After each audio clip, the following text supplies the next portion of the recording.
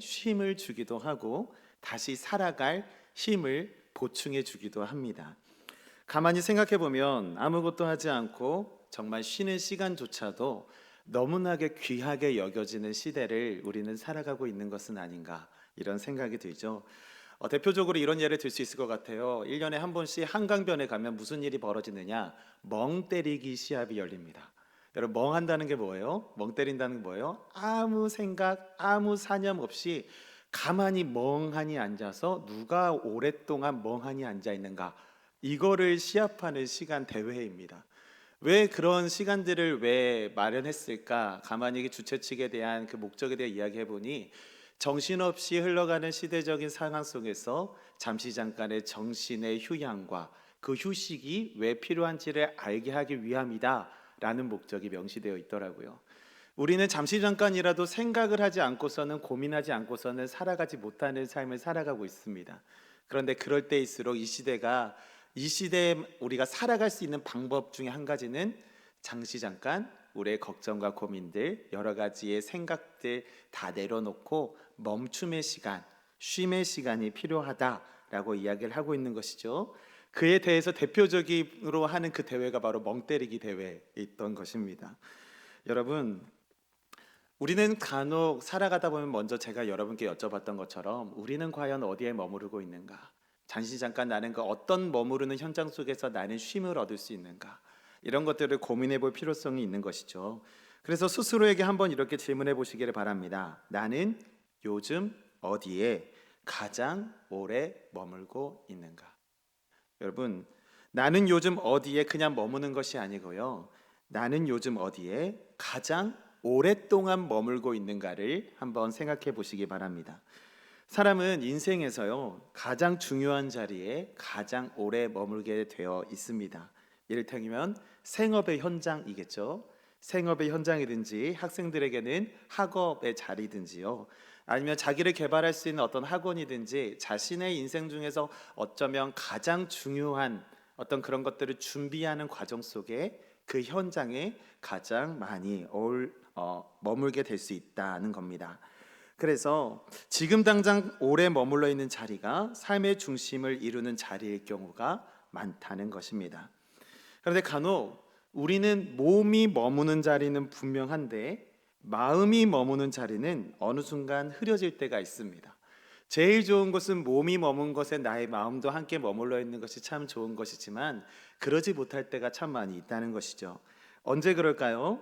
나의 몸이 머무는 자리에 나의 마음이 함께 머무지 못할 때, 정말 나의 마음에 머무는 자리는 점점 흐려지고 점점 내가 이곳에 마음을 두지 못하겠다라고 생각이 들 만큼 우리의 삶이 흐트러져 버리는 그런 삶이 우리 가운데 올 때가 있다는 겁니다. 이런 생각이 들죠. 내가 왜 이 일을 해야 하는 건지, 내가 지금 왜 여기 있어야 하는 건지, 나는 누구, 여긴 어디? 라는 생각이 들 때가 있습니다. 그럴 때 도무지 감이 잡히지 않을 때, 정말 내가 어떤 해야 할 일들이 있지만 그곳에 마음이 없으면 능률이 떨어지고, 마음이 가지도 않는 일을 억지로 해봐야 생각한 만큼의 좋은 결과를 가져올 수 있을까요? 그렇지 못한다라는 겁니다. 여러분, 몸이 머무는 자리에 마음이 함께 머물지 못하면 동기부여가 되지 않습니다. 여러분, 동기라는 것은요, 너무나도 중요하죠. 무언가를 시행해 나갈 동력원이 되는 것이 바로 동기부여입니다. 정말 몸이 머무는 자리에 마음이 머무지 못하면 이 동기부여가 되지 않고, 동기부여가 되지 않는다면 그곳엔 날마다 뭔가 일을 해냈다라는 성취감이 있기보다는 그곳에 허무함만 가득 넘치게 될 것입니다. 근데 여러분, 이런 이야기는요, 단지 우리의 일상생활에만 적용되는 것이 아닙니다. 우리의 신앙의 자리에서도요, 똑같이 일어난다는 거예요. 몸은 예배 자리에 나와 있는데 마음은 다른 곳에 머물러 있을 때가 있습니다. 기도의 자리에 앉아 있지만 기도의 마음과 그 방법이, 그리고 그 방향이, 또 그 생각이 전혀 다른 방향으로 흘러가고 있을 때, 그런 모습을 우리 스스로 간혹 발견하곤 합니다. 그럴 때 우리 안에 이런 질문이 올라올 수 있죠. 아까 했던 질문과 마찬가지로, 내가 지금 하나님과 함께 있는 것이 맞는가? 나는 지금 하나님의 성전에 머물고 있는가? 나는 하나님의 자녀인가? 여기는 성전인가? 라는 그런 세밀한 질문들로 우리가 나아갈 수 있게 되는 것입니다. 왜 신앙생활을 하고 하나님을 믿는 자녀로서 살아가고 있지만 왜 이렇게 공허함만 가득한 것일까? 라는 질문을 우리는 던질 수 있게 되는 것이죠. 여러분, 이것은 믿음이 있고 없고의 문제가 아닙니다. 머물러야 할 자리에 우리 신앙인의 마음이 머물지 못하고 있기 때문입니다. 여러분, 이것은 저와 여러분들을 정죄하는 것이 아닙니다. 단지 지금 우리의 상태가, 신앙인으로서의 나의 마음과 나의 모습이 어떠한지를 점검해 보자라는 마음입니다. 그런데 오늘 본문은요, 그런 우리에게 하나의 장면을 보여주는데요. 12절과 13절의 말씀 제가 읽어드리겠습니다. 제자들이 감람원이라 하는 산으로부터 예루살렘에 돌아오니 이 산은 예루살렘에서 가까워 안식일에 가기 알맞은 길이라. 들어가 그들이 유하는 다락방으로 올라가니 베드로, 요한, 야고보, 안드레와 빌립, 도마와 바돌로메, 마테와 및 알페오의 아들 야고보, 셀로신 시몬, 야고보의 아들 유다가 다 거기 있어. 아멘. 여러분, 이 장면의 직전에는 어떤 일이 있었습니까? 예수님께서 하늘로 승천을 하셨죠. 승천하시기 직전에 그들에게 어떠한 명령을 하셨습니까? 지상 명령을 하셨습니다. 땅 끝까지 이르러 내 증인이 되라 라고 말씀하여 주시고요. 그리고 그 직후에 예수님께서 승천하시고 사람들이 가만히 하늘을 둘러보고 있는데 흰옷 입은 두 사람이 왜 하늘만 둘러보고 있느냐라는 말을 듣고 나서 제자들이 이제 예루살렘으로 돌아오는 그런 모습을 담고 있는 본문입니다. 여러분, 여기서 유하는 다락방이라는 표현이 있었어요. 여러분, 유하는 다락방이라는 것은요, 여전히 말씀 속에서 명확하게 기록하고 있지 않기 때문에 이 다락방이 어디였는지는 분명히 말할 수는 없습니다. 그러나 성경 속에서 다락방이라는 공간에 대해서 여럿 이야기하는 것이 있는데 그 첫 번째가 무엇이냐면 십자가를 지시기 전에 이제 예수님께서 제자들과 함께 모여 마지막 만찬을 행하셨던 곳, 그 다락방이 있고요. 그리고 십자가 지신 후에 이제 부활하신 후에 제자들 몇몇을 만나러 나오셨던 그곳 또한 다락방입니다.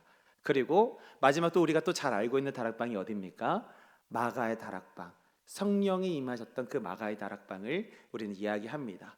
성경의 학자들은요, 가장 유력한 곳으로는 이 마가의 다락방이라고 이야기를 하지만 간혹 이 세 곳의 다락방이 같은 곳은 아닐까라고 이야기를 하는 것이죠. 여러분, 이 마가 다락방에 대해서 이야기를 하는 것은, 이 다락방에 대해서 이야기해 드리는 것은요, 이 다락방이 과연 어떠한 다락방인지 명확하지는 않지만 이 다락방이라지 가지고 있는 상징은 분명하다라는 겁니다. 그것이 무엇일까요? 제자들과 주님이 함께 모여 있었던 곳, 그리고 그곳에 강한 성령의 임재가 일하심이 있으셨던 곳이 바로 이 다락방이라는 공간의 상징이라는 겁니다. 여러분, 생각해 보십시오. 이 사람들이 이제 예수님께서 승천하신 것을 보고 돌아옵니다. 승천하신 보고 마지막 그 지상 명령을 들었을 때는 부담도 있겠지만 얼마나 기쁜 마음으로 다시 오실 주님을 이제 기다리면 되겠구나, 우리가 맡겨주신 사명을 감당하면 되겠구나라는 기쁜 마음으로 돌아오지 않았겠습니까? 근데 돌아와 보니 막상 그들의 앞에 현실이 그렇지 않았던 겁니다.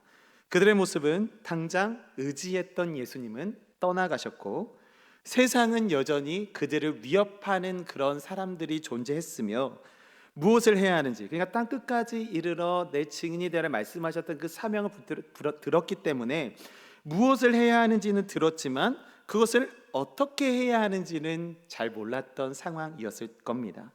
사명은 받았지만 능력은 없었고 방향은 있었지만 어떻게 나아가야 할지에 대해서 확신은 없었던 상황이 바로 그들이 마주한 현실이었던 겁니다. 여러분, 정말 주님께서요, 자, 너는 땅끝까지 이르러 너는 내 증인이 돼 라고 말씀드리면 그 말씀을 드린 직후에는요, 저 같아도 활활 불타올랐을 것 같아요. 내 주님, 와, 저렇게 올라가시는, 저렇게 승천하시는 주님 바라보니 그분의 제자였던 제가 참 자랑스럽습니다. 주님은 그런 주님을 제가 전하도록 힘쓰겠습니다 라고 그 당시에는 말을 할 수 있었을 것 같아요. 근데 막상 내가 살아가는 현실 그 자리에 언저리로 돌아와서는 이제 어떡하지? 라는 생각이 들지 않았을까? 저 또한 그렇게 생각이 드는 것입니다. 한편으로는 요나와 같이 나를 괴롭히는 사람이 여전히 많은데, 나를 비판하는 사람이 여전히 많은데, 손가락질하는 사람이 저렇게 많이 도사리고 있는데 내가 어떻게 그것을 행할 수 있을까? 라는 연약한 마음으로 도망치려는 생각도 들지 않았을까라고 생각이 듭니다. 그런 상황 속에서도요, 그런데 그들은 도망치지 않았습니다. 그들이 가장 먼저 예루살렘에 돌아와 행했던 것이 무엇이느냐? 그것이 바로 오늘 본문 말씀이었는데요. 다시 그 자리, 주와 함께했던 자리, 머물렀던 자리, 기도했던 자리로 그들이 가장 먼저 올라갔던 것입니다. 바로 그 자리에서 하나님의 일이 시작되었습니다. 그렇다면 질문이 생기게 되죠. 그들은 어떻게 그 자리에 머물 수 있었는가? 어떻게 그 자리로 되돌아갈 수 있었는가? 어떻게 그 자리로 가서 하나님께서 주실 그 언약을 사모할 수가 있었는가라는 질문을 던져볼 수 있을 것입니다. 그래서 먼저 오늘 14절은 마음을 같이 하였다라고 이야기를 합니다. 우리 14절의 말씀 같이 한번 읽겠습니다. 시작. 여자들과 예수의 어머니 마리아와 예수의 아우들과 더불어 마음을 같이하여 오로지 기도에 힘쓰더라. 아멘. 여러분, 오늘 본문에서 크게 두 가지를 살펴볼 것입니다.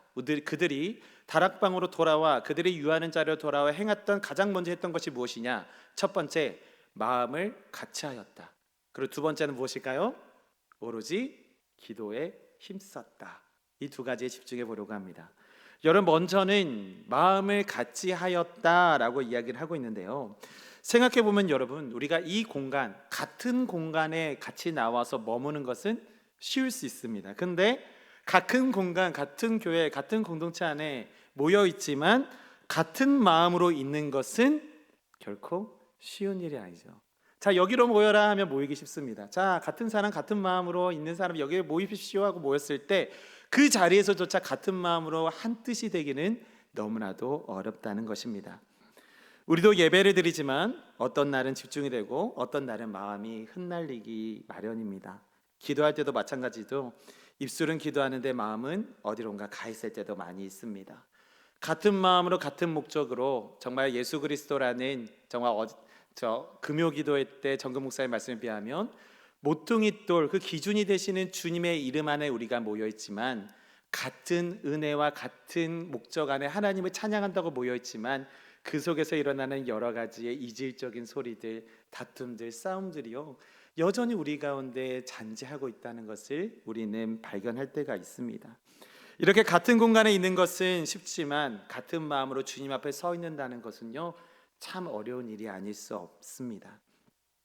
그러나 여러분, 그런 상황 가운데 제자들도 있었죠. 그런데 그런 제자들은요 그 안에서 자, 우리가 마음을 모으자라고 이야기를 하고 있는 것입니다. 그것은요, 그들의 모임은요, 그런 모습은 감정의 문제가 아니었어요. 자, 우리가 하나님께서 정말 우리에게 보내주신 예수님께서 승천하셨어. 그 기쁨의 자리에 있었지만 그 감정에 치우치지 않았어요. 그럼 우리가 이제 어떻게 살아가야 하는가? 어디를 향하여야 하는가? 바로 주님을 따라가야 할 그 방향의 문제였던 것입니다.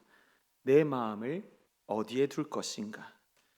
나는 감정에 치우칠 것인가? 아니면 주를 향한 방향을 바라보며 그 방향 가운데 나의 마음을 향하여야 하지 않을까?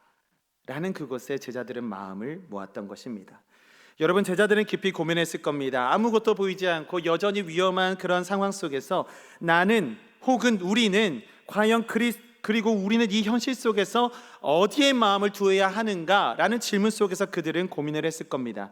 여러분, 신앙인으로서 최고의 것을 하나님께 드린다는 것은 무엇인가요? 그것은요 그 자체로요 우리 가운데 부담으로 다가옵니다. 이런 말을 바꿔서 이렇게 이야기를 해볼까요? 하나님께 최고 예배를 드리기 위해서 나는 과연 어떤 모습으로 하나님 앞에 서 있어야 하는가? 이 질문을 받으면요 그 누구도요 이 말씀을 가볍게 받을 수 있는 사람이 없어요.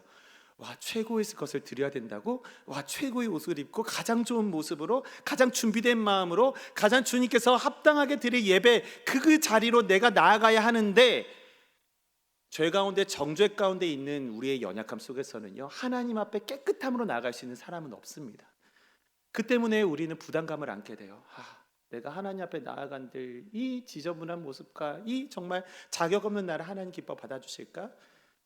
이러한 연약한 마음 가운데 우리는 노출될 때가 있다는 것입니다. 그 자체가 부담이기 때문입니다. 여러분, 근데 하나님은요 우리에게 요청하신 바가 무엇이냐? 하나님은 완벽한 집중을 요구하시는 것이 아니라 다시 그분께 향하는 마음을 기뻐하시는 분이라는 겁니다. 여러분, 하나님은 우리에게 완벽한 기도를 요구하지 않으세요.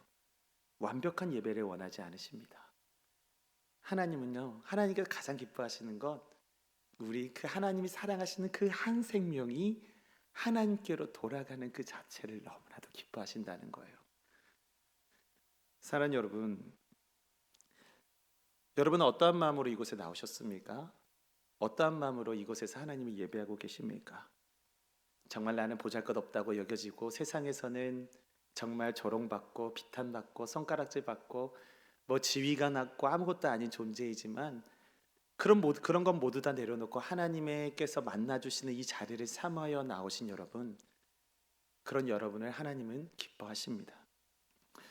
제자들은요, 이어서 머무르는 자리에 대해서 이렇게 이야기를 했죠. 기도하는 것에 중심을 두었다. 다시 한번 우리 14절의 말씀 한번 읽겠습니다. 시작. 여자들과 예수의 어머니 마리아와 예수의 아우들과 더불어 마음을 같이하여 오로지 기도에 힘쓰더라. 아멘. 오로지 기도에 힘쓰더라. 오로지라는 것이 중요하죠. 다른 것 아닙니다. 다른 거 신경 쓰이지 않았어요. 오로지 무엇에요? 기도에 힘쓰더라 라고 이야기를 했습니다. 여러분, 그들이 기도를 잘했다라고 하지 않았어요. 힘썼다라고 이야기를 했어요. 여러분, 제자들 가운데 학벌이 좋은 사람이 있었나요? 아니요. 그들은요, 사회적인 비탄을 받고 있는 가장 사회적 계급으로 보자면 가장 아래에 있는 아주 조롱받는 사람들이었습니다. 근데 하나님께서는 그들을 그의 제자로 부르셨고 그들을 하나님의 예수님께 승천하신 이후에 그가 담당하셨던 일들을 감당할 수 있는 일들을 맡겨주신 사도로 양육하셨어요.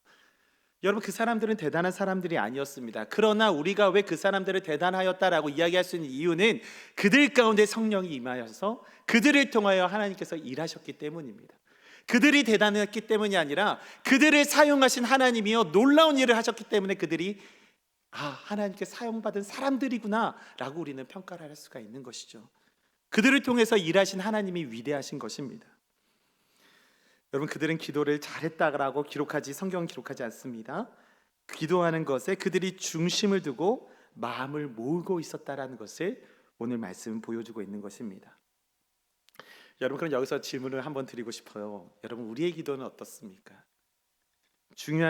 혹시나 중요한 일이 있으면 뒤로 밀리고 피곤하면 기도하는 것을 건너뛰고 시간이 남으면 하려 하지만 그조차도 어려운 것이 우리의 연약함 아니겠습니까? 여러분, 우리가 말씀을 붙들고 주일에 말씀을 붙잡고 정말 모든 예배가 마치고 집에 돌아가면 정말 교육자들 많이 힘들거든요. 모든 에너지들을 다 쓸어 붓고 이런 교육자들도 힘들지만 또 한편으로는 일상생활 속에서도 모든 이제 생업을 다 하시다가 주말에 나오셔서 쉬지도 못하고 봉사하시며 하나님을 위하여 헌신하시는 여러분 그런 가운데 이제 주일을 마치고 집에 돌아가면 여러분 가장 먼저 하는 것이 무엇입니까? 쉼이겠죠. 근데 여러분, 저 또한 이제 모든 주일의 사역을 마치고 돌아가서 하나님께 기도하며 감사하며 하루를 보내고 싶지만 그조차도 어려운 것이 현실임을 느낄 때가 너무나도 많이 있습니다. 너무나 육신의 고됨 때문에, 너무나 나약함 때문에 정말 쉼의 자리로 나아가는 것이 우선이지 하나님께서 기뻐하시는 또 하나의 뭔가의 그 예배의 그 자리로 나아가는 것은요 결코 쉽지 않은 일입니다. 근데 제자들은요 어떤 모습으로 보였느냐? 그런 상황 속에서도 지금까지 예수님께서 고난당하시고 죽으시고 부활하시고 승천하시기까지 얼마나 고된 나날들이 이어졌겠습니까? 근데 그들의 이어지는 삶의 모습은 오로지 기도에 힘썼다라는 것이었습니다. 여러분, 우리의 연약함에, 우리의 나약함에 우리가 무너질 때가 많습니다. 나는 그렇게 기도하지 못했는데 주님, 왜 나는 이렇게 부족할까요? 라고 스스로를 정죄할 때도 있습니다. 그런데 여러분, 그 가운데 우리가 찾아야 할 것은 나의 연약함 때문에 무너져가는 자리로 나를 내모는 것이 아니라 나를 찾으시는 그 하나님의 자리로 나아가는 것을 하나님은 기뻐하신다는 겁니다. 지금 당장 우리에게 필요한 것이 무엇이냐? 바로 하나님이시다라고 제자들은 고백할 수 있었기 때문에 그들은 그 자리로 나아갈 수 있었던 것입니다. 여기서 우리는 너무나도 중요한 메시지를 얻을 수 있죠. 여러분, 기도는요 여유 있는 사람이 하는 것이 아니라 하나님이 필요하다고 느끼는 사람이 붙들 수 있는 것입니다. 여유 있어서 기도하는 것이 아니라 하나님이 필요하다고 느끼는, 여러분, 구속의 은혜를 입은 사람마다 하나님의 필요 없이는 살아갈 수 없다는 것을 알게 됩니다. 그러니까 구속의 은혜를 입은 우리는 하나님이 필요하다는 느끼는 사람, 우리는 그 사람으로서 기도의 자리로 나아가야 하는 것입니다. 여러분, 생각해 보면 여인들과 제자들이 다락방에 모여서 한 일은 많지 않았어요. 모였고 마음을 모았고 기도를 했습니다. 그런데 놀라운 것은요, 그 자리에서 하나님의 일이 시작되었다는 겁니다. 성령이 임했다는 거예요. 여러분, 오해하지 말아야 할 것은요, 그들의 노력 때문에 하나님께서 일하셨다는 것이 아닙니다. 그들이 모였고 그들이 마음을 모았고 기도했기 때문에 하나님께서 그제서야 일하셨다는 것이 아니에요. 하나님은요, 이미 그 자리에 계셨습니다. 그리고 그가 계신 자리에 머물렀을 때 그 임재를 그들이 깊이 경험하게 되신 거예요. 여러분, 오전에 목사님께서 말씀하셨지만 순서가 중요합니다. 우리 제자들이 먼저 그곳을 사모하고 나가서 하나님이 그 노력에 가상해서 일하신 것이 아니라 하나님이 이미 그곳에 계시고 일하실 준비를 모두 다 하시고 기다리고 계셨던 거예요. 근데 그곳에 나가서 제자들이 하나님께 오롯이 모이고 그리고 마음을 모으고 기도하기를 힘썼더니 거기서 성령의 역사가 나타나기 시작한 겁니다. 여러분, 우리는 순서를 헷갈리면 안 됩니다. 그 임재는 단순한 느낌이 아니었습니다. 그리고 그들의 삶을 바꾸는 그러한 능력으로 나타나게 되었던 것이죠. 두려움이 가득했던 그들의 마음은요, 담대함으로 바뀌었고 숨어 피해 다니던 그런 사람들의 이제 증인으로서 사명을 감당하게 된 것입니다. 여러분, 그들 모두 다 이제 순교를 하게 되죠. 목숨을 내놓고 하나님의 복음을 다 끝까지 목숨을 내놓고 살아가다가 순교함을 당하게 됩니다. 여러분, 그처럼 역사하신 하나님은요, 어디에나 계시는 분이시지만 우리는 그분을 향해 머무를 때 우리는 그분의 인재를 더 분명하게 경험하게 된다는 사실을 기억하시기 바랍니다. 여러분, 우리의 신앙이 어려워지는 이유는 복잡하지 않습니다. 뭔가를 몰라서가 아니라 무언가를 못해서가 아니라 그 자리에 오래 머물지 못하기 때문입니다. 여기서 그 자리라는 것은 어떤 특별한 장소를 말하는 것이 아닙니다. 하나님 앞에 조용히 마음을 두는 자리, 말씀 앞에 나를 내려놓는 자리, 기도하며 하나님을 바라보는 그 자리 안에 우리가 오랫동안 마음을 두지 못하고 머물지 못하기 때문입니다. 근데 하나님은 말씀 속에서 우리에게 계속 말씀해 주십니다. 거창하지 않아도 된다. 그렇게 우리가 짧게라도 하나님을 생각하는 순간 하루 중 잠시라도 주를 향한 마음을 정비하는 시간을 갖고 아무 말 못해도 하나님 앞에 앉아있는 그 시간을 통해 하나님은 우리의 삶을 예배로 받으시고 기뻐하신다는 것입니다. 그런 자리가 우리의 신앙의 자리여야 하는 것입니다. 어떤 분은 이렇게 기도에 대하여 이야기하면 이렇게 말씀하시더라고요. 기도하려고 하면 5분도 안 돼서 다른 생각이 납니다. 어떡하죠? 여러분, 5분이면 대단하신 거예요. 1분조차도 다른 생각하지 않고 기도에 집중하기 너무나도 어렵습니다. 중요한 것은 그 기도의 자리로, 주님을 만나는 자리로 들어오는 것에 있습니다. 그래서 하나님은 우리에게 거창한 것을 요구하시기보다 잠시 머물 수 있는 시간을 우리에게 허락하여 주고 계시는 것이죠. 우리가 앞으로 살아가야 할 시간들도 그런 의미에서 이렇게 생각해 볼 수 있을 것입니다. 우리가 하나님 앞에서 어떤 특별한 것을 하려는 시간이 아니라 하나님 앞에 다시 머무르는 시간, 그의 앞에 머물고자 하는 그런 시간, 그런 노력들이 우리에겐 너무나도 중요한 것입니다. 여러분, 이 시간들이 생각해 보면 어렵죠. 근데 어렵게 생각하지 않으셔도 됩니다. 완벽하지 않으셔도 됩니다. 뭔가 기도를 해도 길지 못해도 상관이 없습니다. 나의 마음이 금방 따라오지 않아도 괜찮습니다. 다만 조금 더 주님 안에서 머물러 보고자 노력해 보십시오. 처음에는 어색할 수 있죠. 처음에는 낯설 수 있습니다. 기도의 자리가, 예배의 자리가, 하나님 앞에 머무는 자리가 내 생각대로 흘러가지 않을 때도 있습니다. 그런데 그 시간 속에서 하나님은 우리 가운데 다시 말씀하여 주시고 우리의 마음을 다시 열 수 있도록 주님 일해 주실 것입니다. 여러분, 우리의 신앙은요, 특별한 경험에서만 자라는 것이 아니라 하나님 앞에 머무는 시간 속에서 성장하게 됩니다. 그래서 우리가 앞으로 해야 할 일은 무엇이냐? 많은 것을 바꾸기보다 다시 마음을 모아 기도하는 자리에 머무는 것입니다. 여러분, 오늘 설교의 제목이 무엇인지 기억나십니까?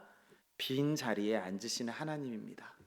여러분, 말씀 텍스트 그 문자자로 보면은 빈 자리에 앉으신다, 아무것도 없는 곳에 앉으신 것이 아닙니다. 우리 옆에 있는 자리, 나의 삶의 자리, 공허함이 있는 자리, 아무것도 없는 것 같은 곳에 하나님은 이미 임재하여 계시고, 하나님이 우리에게 오늘 말씀에서 요구하시는 것은 그 자리로 나아오라 말씀하여 주고 계시는 것입니다. 빈자리로 보이는 그곳에서 하나님께서는 우리를 만나 주시고 다시 우리를 회복시켜 주실 것입니다. 하나님은 멀리 계신 분이 아니라 그 자리에 머무는 사람 곁에서 함께 일하시기를 기뻐하시는 분이시기 때문입니다. 함께 기도하겠습니다. 사랑의 하나님 아버지, 늘 우리 곁에 머물러 계시며 늘 변함없는 모습으로 동행해 주심에 감사드립니다. 바쁜 시간 속에서 하나님 앞에 머무르는 자리를 잃어버린 우리를 돌아보게 하여 주옵소서. 다시 그 자리로 나아가게 하시고 조용히 머무는 시간 속에서 하나님을 경험할 수 있도록 인도하여 주옵소서. 서두르지 않게 하시고 누군가와 비교하지 않게 하시며 그저 하나님 앞에 머물게 하여 주옵소서. 그 자리에서 우리를 새롭게 하실 주님을 기대하며 여전히 우리와 함께 하시며 동행하시는 사랑의 예수님의 이름으로 기도합니다. 아멘. 함께 364장 같이 부르실까요? 364